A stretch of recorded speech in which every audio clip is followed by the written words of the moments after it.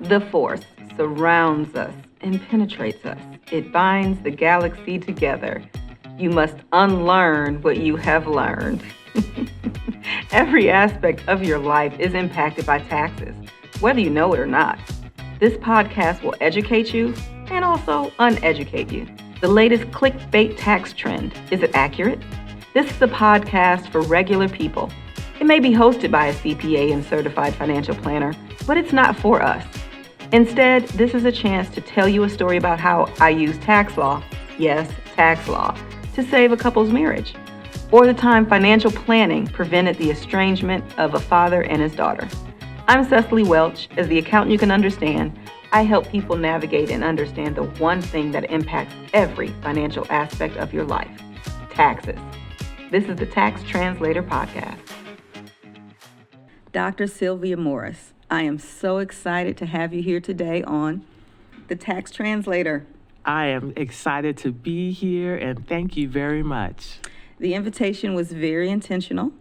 You and I have worked together for a while. I did get your approval to say that you were a former client. Yes, it's been a minute, as the patients say. We've worked together for a while, but you know how I function and how I work, and I'm the accountant you can understand.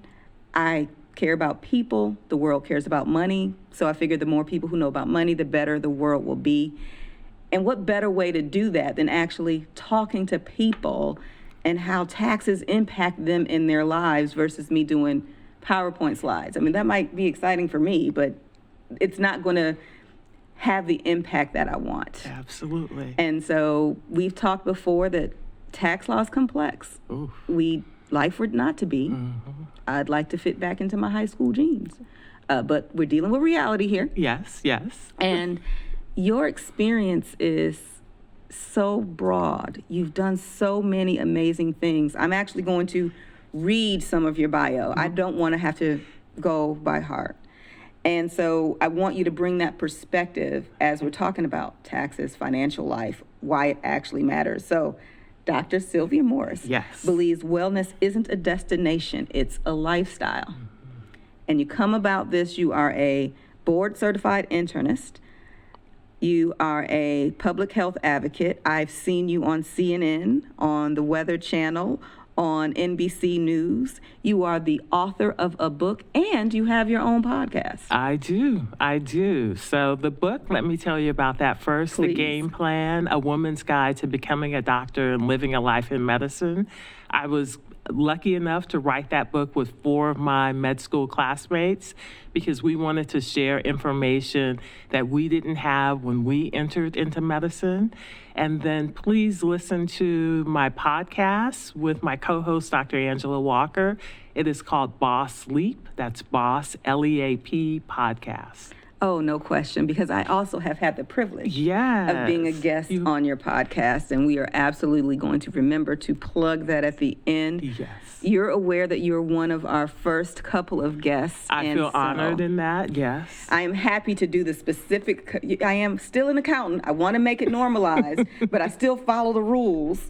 And one of the rules is at the end, we're going to be doing commercials, so. Yeah, but you know that the rules are written so that we know how to break them. We know the rules so that we can break them. I like that perspective. Mm-hmm. Yes. Although, one of the reasons we're here is to talk about as it relates to tax law and finances. Well, maybe not quite tax law. How ignorance can be expensive. Ooh, yes. And there's so many myths around what taxes are, what they aren't, what you can, what you can't do. And I imagine some of the ones we're going to talk about, you really can relate to because you deal with that with medicine. People, you spend time uneducating people. Yes. Yeah, it's sort of like ignorance is bliss. If we take something as simple as blood pressure, it's called the silent killer because you feel fine, but your blood pressure is out of control and it's causing what we call systemic damage. Everything from your brain to your heart to your kidneys, and uncontrolled over a long period of time. Just like if you don't pay your taxes, at some point the bill comes due and there are consequences. If your blood pressure is out of control, then at some point that bill too comes due. It comes due. You know, I was just saying to somebody else, I was trying to figure out an analogy to get people to understand why they should care about this stuff. Oh. Because taxes aren't the thing. You do it wrong, you don't know. There's no immediate hand slap. There's no red flag. There's no ping, ping, ping, you submitted this wrong. You find out about it years later. Yes. So dental appointment, you're not going because today it's a problem. You're like, I don't want a problem 3 years from now. But if you haven't done something, and when you say blood pressure, I'm going to go ahead and make this personal. What I like about what you're talking about, again, does actually tie back to the tax translator. If you don't know what to look for, you don't know what your doctor's telling you, even though they're using their language. Right. So in taxes, we talk our language. We're talking in circles, and you're like, well, you talk a straight line. What are you saying? I had high blood pressure once. I did not know that that's what I had. Because people describe it all the time like it's high blood, like you know what it is, you know what it feels like. When I had my son, I had preeclampsia, but I had it post-clampsia. And no one tells you that. So he was with us for 2 weeks, and luckily my mother was still in town, and it was swimming. My head was swimming. Yes. But I'd never, high blood pressure, no one describes what that feels like. I didn't know what that was. I was like, why is my head swimming? Yes. And my mother knew because she was old enough, and she said, your head is swimming? I said, yeah, I hear this ocean. She's like, that's your blood pressure. What do you mean it's my blood pressure? I had never, and luckily she was like, we're going now. And they tell you preeclampsia. I had it, medicine is a science and also an art. But if someone had told me that that's what that is, like what I like to try and talk to people about with this stuff, the tax myths that they hear and understand, they go, oh, well, it's a business expense, so it's great. Whoa. That's still money, right? Mm-hmm. Whether you can deduct it or not still has nothing to do with whether or not you spent it. But let's go back a little bit. Yes. You are the tax translator, right? So I, as a physician, as an internist, I help to translate complex medical topics, so as like blood pressure, so that people understand. And part of our charge in our various positions is to, in fact, to translate. You're the tax translator. I'm the high blood pressure translator or the diabetes translator. And if we don't do our jobs as professionals, then my patients suffer, your clients suffer. So it is a dance, it is a relationship. And if you don't have the right tax translator, you get into problems, right? If you don't have the right physician for you, someone that listens to you, you get into problems. And it's a skill. It's a skill that in technical fields, we have to know the profession and the technical stuff. Mm-hmm. But there's only so many hours in the day, and there's only so much studying you can do. And so that's where the focus ends up being. So for us, we spend a ton of time. Technical is actually a real word in the accounting world outside of the regular world. It's not an adjective. Well, technically, you got to go left instead of right. For us, technically is, like you understand, it's what is the order of the tax code? What are you following? We get specifically technical because we're in the middle. Here are the authorities, and here are people. So we spend all our time over here. So the ability to explain what this is on the backside, I didn't even occur to me until you were just saying that, because especially a black woman, gee, have you not noticed that? Are we? So I don't know if it's that the medical community assumes that I'm familiar with what diabetes looks like or feels like, what high blood pressure looks like or feels. I actually don't. That's not my family history or the common culture. So I hear the words all the time, but I had no clue what symptoms to look for when it was happening to me. I'm just glad you lived to tell the tale. That's the scary part, right? Yes. And that's like keeping me out of an orange jumpsuit. I tell people all the time, I'm too cute to go to jail. So whatever my tax person, in your instance, a tax translator has to do to keep me where I'd like to be, walking through the airport. Well, maybe not now, but, doing all the things. That's what's important. So that's why having a tax translator is important to not only your health, but your wealth. To everything that's happening. And you know that we've talked about this at length, that you can't really have physical health without financial health. You can't have financial health. There you go. And you can't have financial health without physical health. Exactly. They really are tied. Now, speaking of which, as you've moved throughout the labyrinth of your career, walk me through that a bit, and then we're going to touch on how each of these different transitions led to some interesting tax conversations. Definitely. So we're going to go way back. And when I was in medical school, my mother unfortunately died. And it was at that moment where I had to start thinking about, well, I have to pay taxes. I need to invest the money that, she left me, my legacy, those things, our inheritance. And how did I do that? So initially, I had a stockbroker. And that worked because I'm old enough to remember the .com when things were on fire. Yes. Yes. So you could throw something in the market and it would... You're going to be all right. Exactly. You were just fine. And then when I finally had the wherewithal to say, oh, well, maybe I need someone who is going to not only think about my stock portfolio, but also to think about, well, do I need insurance? Do I need disability insurance? Do I need long-term care? What is my plan to retire? Who thinks about that in their 20s? Yeah, because you lost your mother really young. I did. Young. I was 25. And so I had a certified financial planner, and he worked, Alan DeMar, I can say that he was fantastic. And I found him through word of mouth. And I felt like whenever I was at Nordstrom's, maybe looking at a pair of shoes, my phone would ring and it would be Alan DeMar. Hi, Sylvia, it's Alan DeMar. Hey, Alan. Do you have a camera over my head? Exactly. But it was good because he was very conservative, but he understood the long game. And then as my life evolved and I moved and I happened to meet you, it was good for me to have a certified financial planner that I could sit down with and who understood me not only as a physician, but also as a Black woman of a certain age. So do you remember where we were when we first met?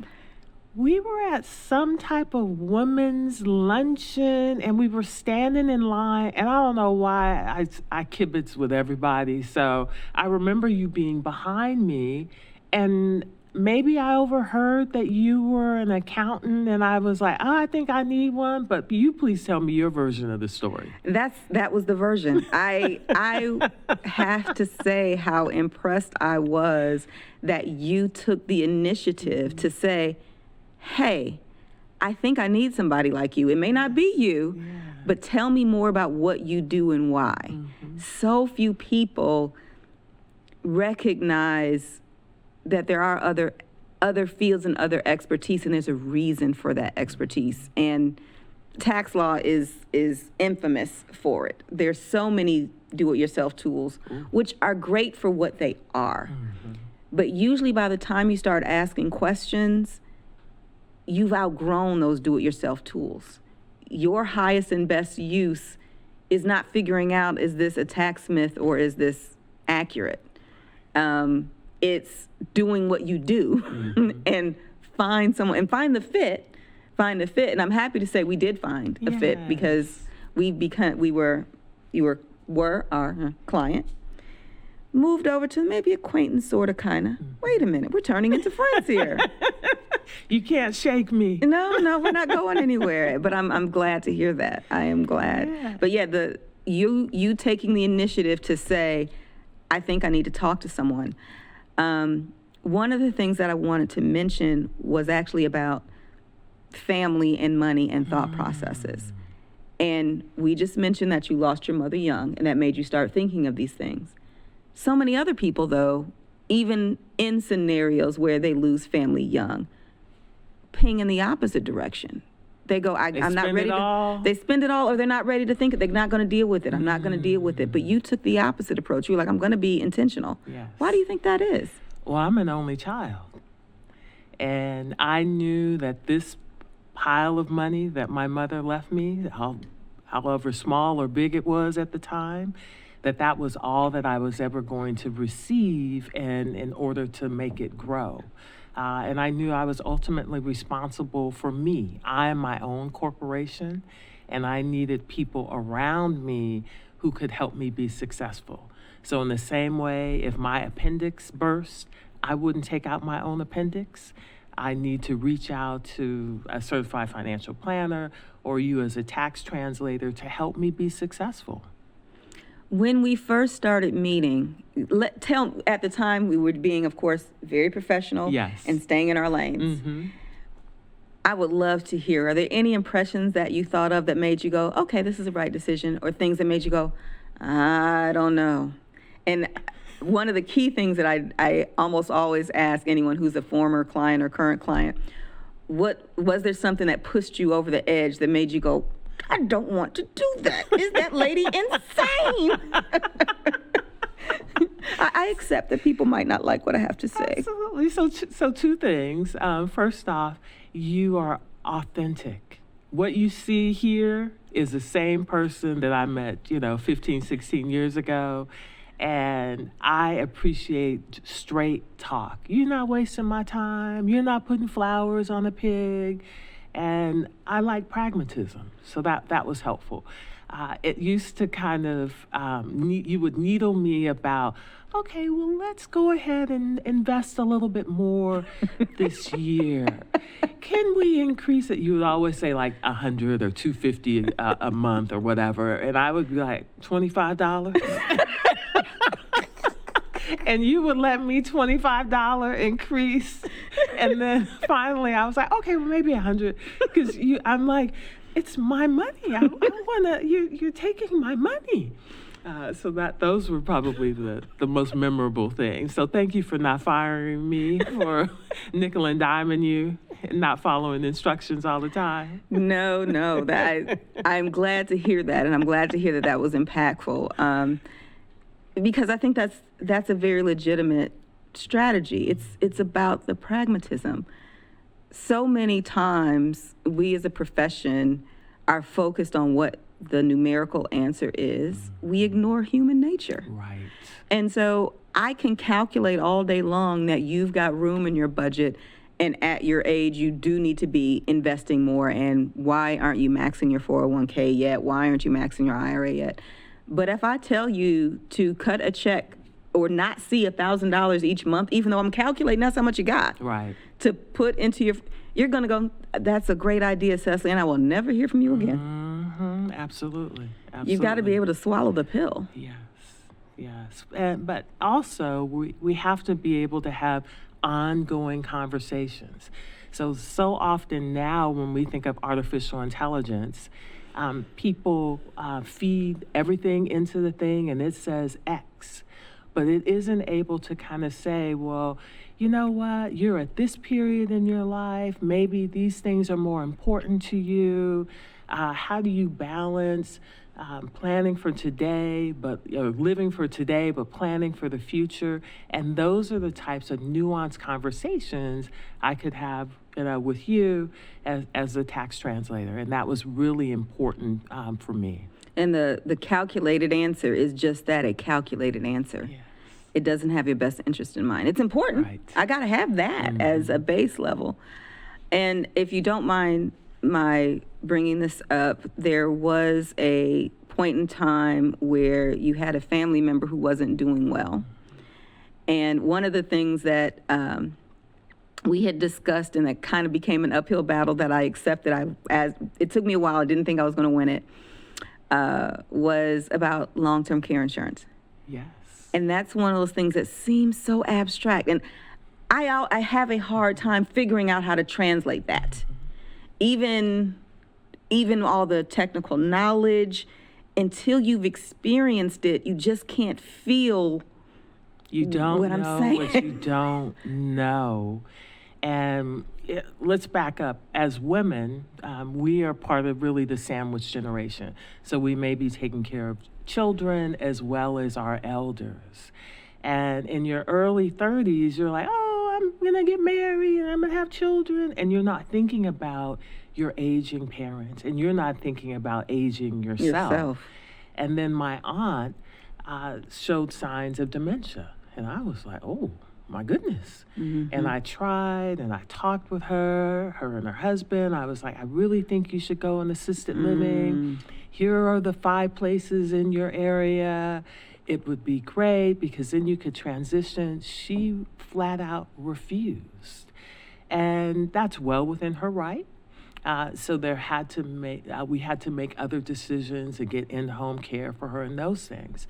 But when that happened, I was like, well, at the moment, I don't have a partner. I'm not married. I don't have children. Who's going to look after me? Who's going to drive me to Nordstrom's? Take me to lunch. I'm going to need to get a new pair of shoes, a new bag, right? There you go. So when you first mentioned long-term care insurance to me, I was like, I don't need that. It's expensive. Why? Blah, blah, blah. And that is probably many things. You gave me great advice. But that's probably one of the best pieces of advice. That and disability insurance, having your own independent policy. Mm-hmm. And I'm not going to, obviously, this is not my area of expertise, but what I do want to say for women, even women who are partnered, you have husbands, whomever, you still need to think about your own financial health. As well as, if you're outliving your spouse, women live longer than men, what's going to happen? Sometimes something happens to children, God forbid, or they are not able, for whatever reason, to look after you. And plus, we want to stay independent. You're 100%, 100%. Mm-hmm. So one of the myths about Medicare. Medicare does not pay for long-term care. Doesn't. Let me say that again. Where are the cameras? Every camera. Medicare does not pay for long-term care. Right. I wish I could skywrite it. I fight with people all the time. It pays for you slipped, you fell, you need a physical therapist for 2 weeks. Right. It done. Long-term care is a totally different type of coverage, and you need insurance for it. It is a relatively new type of insurance. So over the years, that whole industry has been trying to price it right. And it's getting more and more and more expensive and harder to get because they're realizing people are living longer and longer, and that cost is exponential. And if we can just cover that myth with people, like it's covered, it's not covered. No, it's not. And even if it was, let me say this, as people who have lived through this, and as you said, as women and in the middle, we're going to be the ones. And even, my husband, who he is and how we relate. Even when we are the epitome of the storybook, we split stuff. And I not say we split things 50-50. I might 100% do this and he might 100% do that. But we're each 100% doing what we do. But even in that scenario, it doesn't matter. They call me because I'm the mom. Well, you're a mom. I'm the mom. Absolutely. He's tried to tell teachers, I'm the first number. It's irrelevant. They call me. And then I call him if he's one. But same thing with aging parents. And this is a big myth that I don't know how to talk about it except with pragmatism. The example that you gave with your aunt, and she didn't want care, so you guys had to find care. And people who have their spouse, their children, they go, well, I have someone to take care of me. And you're going, well, I don't have children yet. Maybe I'll have some. It's not realistic. But even with, it's not realistic. And let me explain, when you hear, this happens in estate stuff all the time, wealthy people or people of means, they're like, well, this person has been my caretaker. My kids weren't able to help me. Your kids have kids and a family and a job. Yes. This caretaker's paid to be there. So yes, because they have the time. Yes.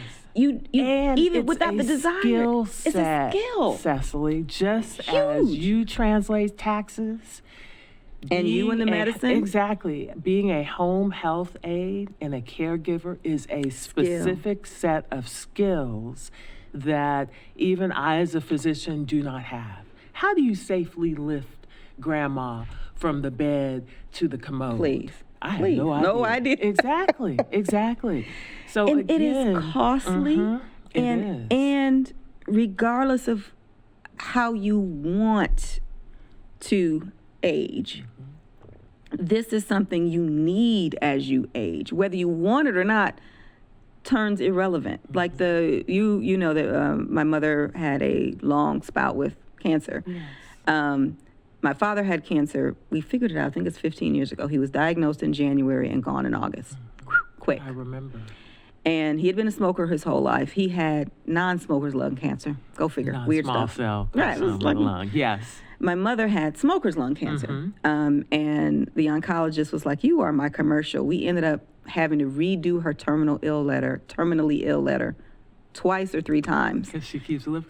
We were like, I love it. fine with us, right? But the point being, as we had the care stuff going on, I would fly in and out, and I was kind of the paperwork person. My brother and aunt were the I'm driving you around person. Right. And as we talked about my personality, I'm a little direct. And my mother is a little direct too. And she refused home care. She was like, I don't need it. Yes, you do, Mom. And what finally happened, I remember this. My brother was there and my aunt was there, and they're being nice because they're the ones taking care of her. I climbed up on the bed because she couldn't get off the bed. Mother, you are hiring somebody. We can afford it. You have long-term care. I don't need it. I said, Joe has to go to work every day. Yep. People cannot stay. Your sister and your son are tired. They won't tell you that. They're exhausted. Exactly. This is a profession. And we had long-term care. Right. Still only pay for part of it. But that misconception that even if you have family or friends or somebody who's available, it's a skill. It is. And it's a skill that is not paid for through taxes, through insurance. You have to look through that. Exactly. And you have to wear the hat of you're my loved one, but then I'm your caretaker or your caregiver. And that is a very fine line to walk. And sometimes as the caregiver, I have to be tougher than I would necessarily be if I'm your daughter, your niece, whatever. Yeah, it's a totally different relationship. It is. You're absolutely right. And I need somebody to be the bad guy. And sometimes you need somebody to be the good guy. I'm going to bring this up. I'm looking at the time. So the part of the good guy, now, there's a happy ending to that story. We did eventually, by actually communicating with family, go figure. Imagine that. I have a younger cousin, so my mother's great niece, whatever, who actually was a skilled nurse. She was in school to do this. So we were able to have her do her job for someone that she loved. Yes. And because there's a different dynamic, because an older person mentoring a younger person, oh, it's beautiful. Right. She would actually listen to her. But you are fortunate that your family is functional. Did I say that out loud? Not every family has the same dynamic. So let me try and clean it up a little bit. And sometimes that's not possible. Often that's not. Yes, you got to pay people, or people have to go to work. And if you got to go to work to keep the lights on and to maintain your own household, then you can't go and see about Mima, you know, or Uncle Joe, or whatever it happens to be. Yeah, but you can, if they are in what we call custodial care. So let's say they have to go into a nursing home. I know people don't like to hear about that. You can get a rotation.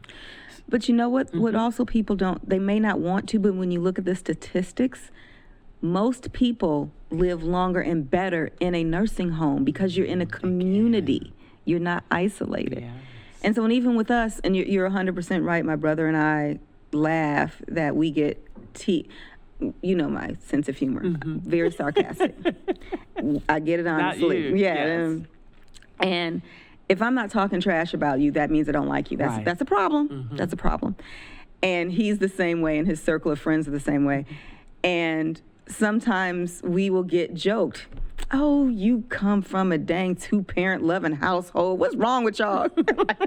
I'm not going to be embarrassed about it, but you're like, yeah, and? Yeah. But even in those instances, because of hard work, but also circumstance, even in that scenario, you recognize you have to live. Stuff costs money. It does. So she was actually certified, and we did pay her through because as well you should. Yes. I got to keep a roof over my head too. Exactly. And we want her to understand that this is a job and a responsibility. And when you say you're going to show up at this time, exactly, you show up. Show up, or you're not going to get paid. Exactly. Right. And why do we work? So that we can keep a roof over our heads. Speaking of which, to do fun things too. Okay. There were 2 instances.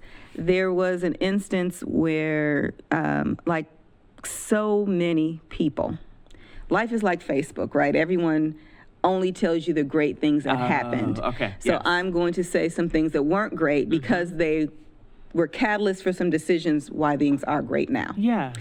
So you decided, you know what? I need to be an entrepreneur. Millions of people constantly, I'm going to be an entrepreneur. It is a whole different world. Oh, yes. And most successful entrepreneurs won't tell you until you directly ask them, oh, they were an entrepreneur 3-4 times. They went in and out of workforce a few times till you find the right fit. Yes. And there was a time that you were doing fabulous, but with an entrepreneur, if you aren't collecting, how can you collect the bills and do the work and do... So there was a change. You said, I think I need to do this, and I'm not sure what I should do and how should I, and there was a call you made to me one day. Oh, let me just tell the story. Yes. So yes, I was an independent contractor. I had a really nice daily rate that I had negotiated. I was very proud of myself. And then after about 18 months, the work started to dry up. So I had less and less work, and they were taking longer. They had, 60 days to reimburse me for my expenses. It was taking longer for me to get my money back from this entity. And I was all along, I'm interviewing for new opportunities, and I had 10, not 9, but 10 interviews with an organization. And then finally they called and they were like, you're just not a good fit for our company. Now, they didn't say it like that with that much attitude, but that's what they meant. You heard the attitude. Absolutely. Yes. And I may have called you upset, maybe sobbing, tears, absolutely. Because I was once I start saving, and I'm investing, I don't touch the money. I think that's another myth that we haven't quite gotten to. I don't touch it. So I knew that I was like, ooh, I can't pay my mortgage this month. I had some money, obviously invested. So I had to call you and say, hey, I need some money. And you were just like, how much do you need? And it was hard for me to access my own funds because I was like, you can't touch it until retirement. But that was actually freeing to understand that I can invest in myself, and it gave me wiggle room. So we talk about wealth is health. I needed that wealth to keep me healthy, meaning roof over my head and keeping my stress levels and my blood pressure lower. It's so impactful when you are able to work with somebody and understand the relationship of money. Yes. And because I worked with you and knew your personality, for you being upset, something was wrong. This wasn't just something is wrong. Yeah. And we had the conversation of, well, you're saving for a rainy day. It's raining. Ooh, it was boring. Yeah. It's raining. And sometimes women, black women, where we sit in life, a single black woman, you are the financial foundation, assumed financial foundation of so many things. Yes. So the ability to give you permission to spend your own money is interesting. Like, I don't view it as a thing. It's understanding who you're working with. Because some clients I would have to say, no, I'm telling you can't touch your money. It's their money. Of course they can touch it. Yes. But my role is to keep them away from it. In our instance, my role was to say it's yours. Yes. I'm not going to let you deplete it to zero. Right. But you live in a reasonable home. You have a reasonable mortgage. You're looking for a job. There was actually multiple different accounts. We can make it work. Like, stress about what you need to stress about. You had investments. Well, it's raining. Right. Yeah. And use it. It was pouring, and that bonded me to you in ways that you just will not know. And I get emotional just thinking about the woman I was then, and to just see how my kind of career and trajectory has evolved, book podcasts, Boss Leap podcasts. Now I'm so grateful. And again, going back to relationships. So your large language model, AI, it's not going to give you that, So me being able to be honest and open with you, to say, hey, I need some help. We can certainly get into just being able to ask for help. And then the other thing that hasn't been said yet, I was like, well, who am I going to call for money? Oh, and so accurate. I'm of a certain age. I'm like, you can't be calling people for money, girl. You created this mess. You have to get this yourself situation. Out. You've got to save yourself.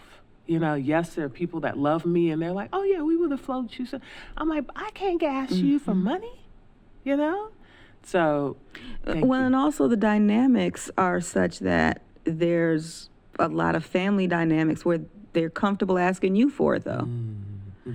And so sometimes, in this instance, it was the permission to, it's your money, you need it. Yes.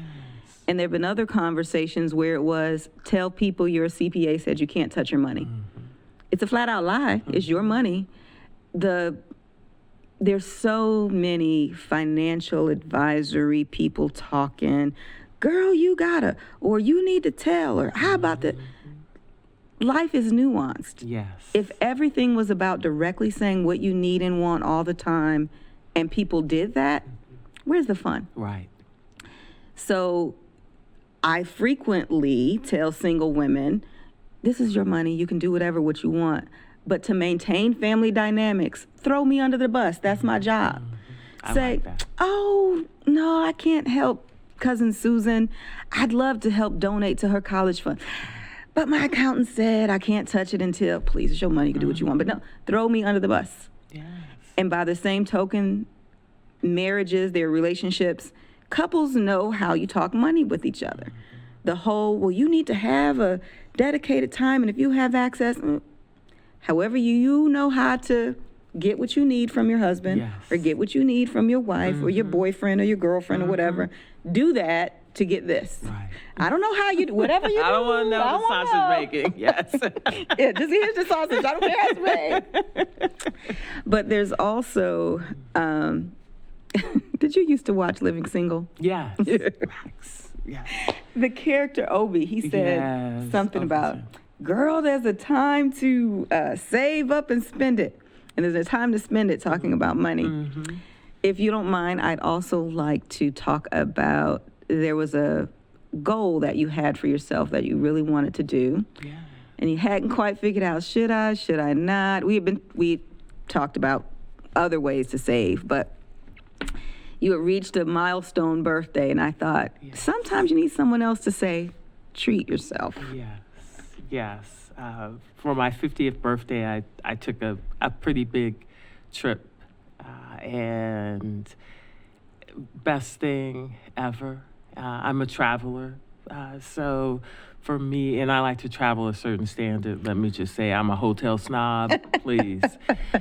So it was good. Again, that permission to spend money on myself. And don't get me wrong, I like things. I have some things, but I'm not going to go to the poorhouse for those things. And I'm also thinking about the future. And at some point, I would like to transition how I spend my time. Notice I didn't say retire, and I didn't say stop working. But I want to evolve such that I can control my time, to be in service, and do the things that I am called to do. So paid for what you know instead of what you do, because you know a lot, and it's well earned. Definitely. It's well earned. Yeah. And I think you've said something there that's important. People, when they think about money, when they think about taxes, when they think about health, they think in the respective extremes. Yes. I can't spend. I have to save and be frugal. Or I only live once. Yeah, YOLO. Whatever. And I think way back when, I actually remember this, when we first engaged, and we were talking about financial planning. I was like, hey, you're a travel person, fabulous. Or you're a clothes person, fabulous. Or you're a car person, fabulous. Or you're a house person, fabulous. So I'm doing check, check, check, and check. And I go, I don't care which one you are. You can't be all of them. At the same time, Yeah. right? It's like, yeah. I can You do can switch. them, but You not can all the switch. same time. Okay, all right. Just making sure we're translating correctly. It's like, I love hearing about the travels that you were doing each year, because you were doing multiple trips. Yes. But you also had the wardrobe and also it's like, I like a good sale, though. Let me be very clear. On sale. Oh, I understand. Yes. But no, it's applicable to all people in different ways. Like a typical, and this literally is typical, it's changing a little, but couples, there's usually the guy, he keeps, cars and video games and but he has got an issue because I bought a $3,000 bag. Or it's like, hold up, stop. Both of you have your things, and they're both legitimate if you can afford them. If you can't, then neither of you should be doing either of them. It's not really the what, it's where are you, and you can't indulge in 100% of the things that you want to indulge. And how many things do you really need? Let's just go there. Right. So yeah. And you know me, I'm happy. I don't mind having there's nothing wrong with money. The myth that It's money is bad drives me bananas. Right. If you want to do good in this world, how you going to do good in this world with no money? Exactly. You want to do good with this world? You need money to do it. Absolutely. Why do we act like it's different? So anyway, thank you. When we're talking about some of the myths within tax law and financial stuff, what has been an area that you were surprised about, that you didn't expect that was the case? Can I share some of the money lessons I learned from my mom and my dad? Please, I would love to hear that. And then how does that differ from what you've decided to implement? I'd love to hear that. Yes. So very different lessons. My mother was the first nurse in her family, first person to go to college in our family. And she was very much very conservative with money. I remember when mutual funds kind of came out, and she went to kind of a talk about mutual funds, and some of her friends were investing, and she was like, oh no, that's too risky. She always had multiple savings account. We had the credit union. She had her annuities because she was a teacher. And, she had her retirement, and she always had these different pots of money. And as a kid, she had this ledger. So we would have to put the mortgage and when we paid it and the check number and all of the things. So as I got older, I was a person that did that. That served me well because it helped me be organized. So when my mom died, I knew where everything was. I had an understanding of the checking accounts and those things. Oh my gosh, because you are still very organized. Yes. I have some organized chaos. Oh. But what I learned from my father. You bring a notebook, you do. That's right. My father is cash and carry, right? He always had cash on his person. Maybe not a whole lot, but he was always prepared for every situation. And granted, he was born in 1929, so he was a man of a certain age. He was a black man. Surprise, surprise. So that sticks with me because even though we are in supposedly kind of a cashless economy, if that swiper machine or the square goes down, then here's your money in cash. Well, I don't have change for you. I'm like, don't worry about it. I probably have almost exact change. So again, here you are. Yeah, I'm getting what I need. Yeah. So I always have a little bit of cash. Now, I don't want people to run up on me, take my money, but I always have cash. And I try and stay organized. Now I pay all of my bills and stuff online. But I have kind of a general understanding of what's happening. And those are money lessons that I learned from my parents. There are so many of those lessons that are impactful that worry me that we're losing them today.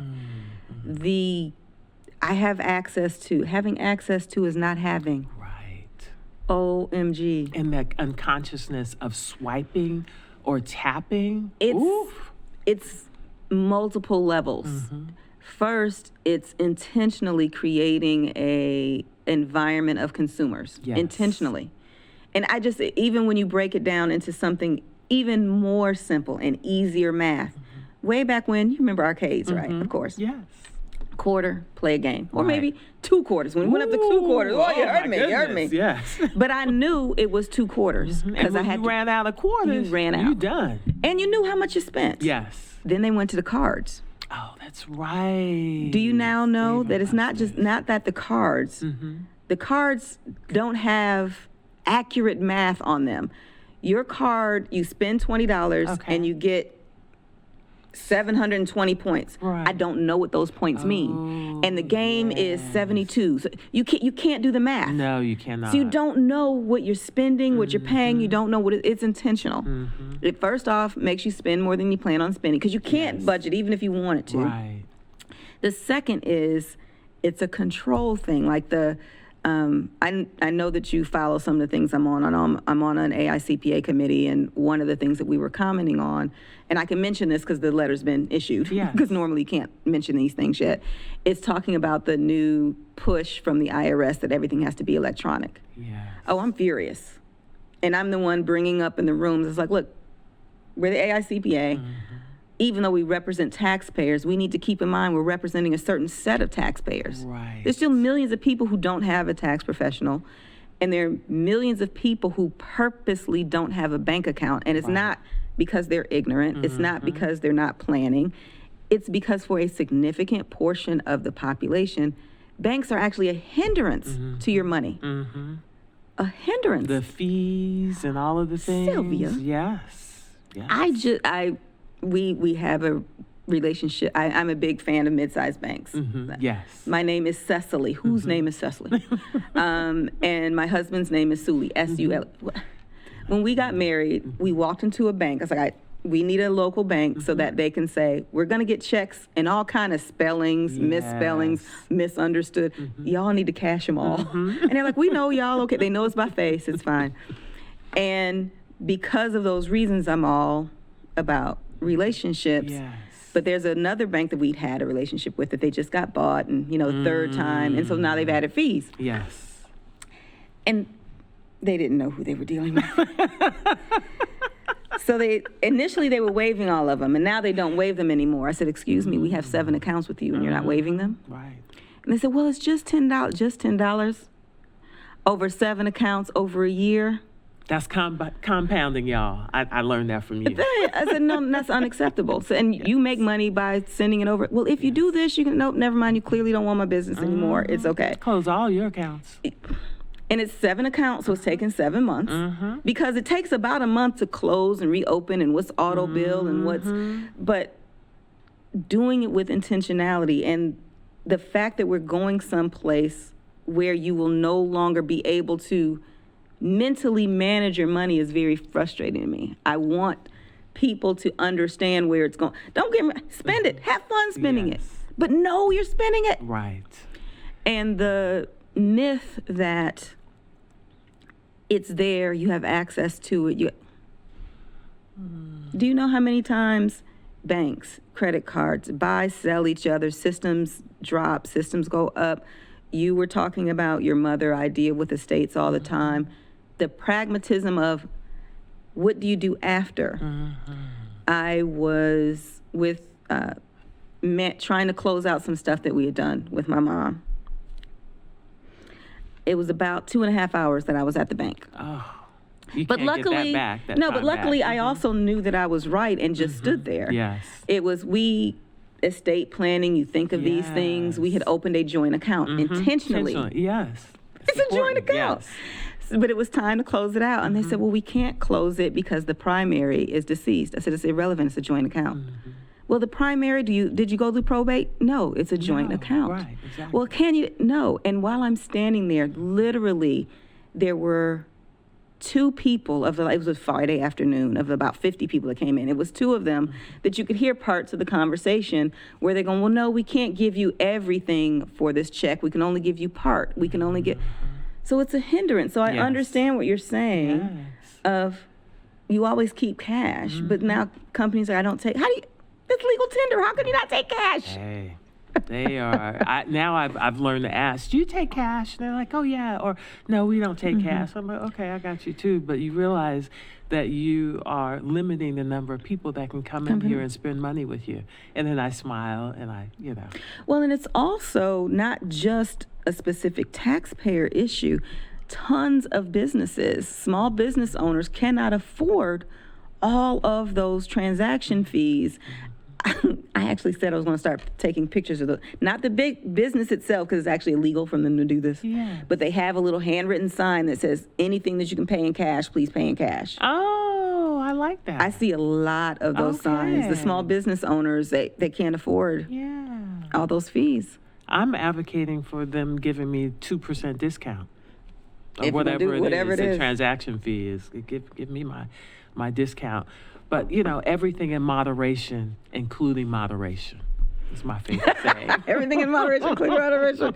Because sometimes you just need to dive over. You do. All right. So, as we've mentioned, I'm trying to be the anti-accountant, but in some ways I still am, so I still follow the rules. It is my understanding that part of what we do when we're doing a podcast is you always have to make sure at the end, we got to do the commercial. Yes. What can I do to help you? What can you tell people? Where do you want them to find you? Yes, they can find me at drsylviamorris.com. I'm on Instagram, also at Dr. Sylvia Morris, and LinkedIn. Please, please, please watch, like, listen, share, and follow for my podcast, Boss Leap. That's Boss, BOSSLEAP podcast. It's available wherever you listen to podcasts. And then finally, if you have a young person in your life who is thinking about a STEM career, please purchase my book on Amazon, The Game Plan, A Woman's Guide to Becoming a Doctor and Living a Life in Medicine. It's got great pearls on what it takes to go to medical school. It talks about dating in medical school, which isn't often talked about. That's talks tremendous. About finances, yes. So it's available on Amazon, but A Game Plan, A Woman's Guide to Becoming a Doctor and Living a Life in Medicine. And you know what, Sylvia? Dr. Sylvia Morris, the Yes. plug for your book and for your podcast. Yes. I want to reinforce that it is about women, but for people. Yes. And I'm Every saying that person. because I happen to grow up with a lot of guy friends, and when we talk about their daughters, I'm like, you need to, well, my wife, no, you. You need to hear from everyone. Everyone Yes. has a wife, daughter, sister, co-worker, mother. Yes. These types of insights are amazing. And yeah, I'm thankful for you doctor people. Like, I know you go, how do you do what you do? I don't know how you do what you do. It takes a village. We need everyone in our tribe to help us, or in our circle, just to help us live successful lives and to do it with meaning and in service. So yes, thank you. Thank you for being here and joining us today on the Tax Translator, the place where taxes speak human. And so we look forward to seeing everyone on the next podcast. And I thank everyone for your time. Thank you Thanks, very Sylvia. much. Thank you, Cecily.